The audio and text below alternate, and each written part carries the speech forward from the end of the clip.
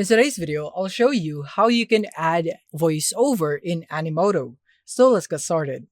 So first, you want to go into animoto.com, log in into your account, and then from here, we'll be creating a video first. So click here on create video. And now we can just go from scratch. And I'll just demonstrate how you can add a voiceover. And now from here, I'm just going to add my theme.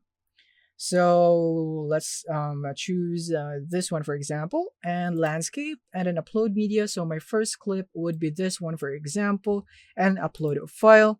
And there it is. So we now have it here in our editor. So now we can just drag the media. So it's still processing and uploading. So let's wait for it. And there it is. So now let's drag it here. And there it is. And now to add our voiceover, we would need to go here into audio.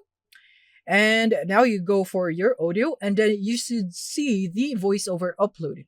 Click on upload voiceover, but the only downside here is that you could only do this if you are in the pro plan. As you can see, you have this twinkling icon right here, or the star icon, whatever you may call it. That is a signification that it is only available in the pro plan. So if you would like to upgrade, just click here on upgrade on the top right, since we are only in the free plan because we have just created our account.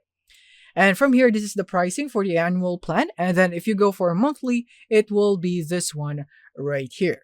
So yeah, this is it for Animoto on how you'd be able to add a voiceover. You just simply need a paid plan. So my thoughts in here is that Animoto should have given this for free. I don't know why they are putting it in the paid plan.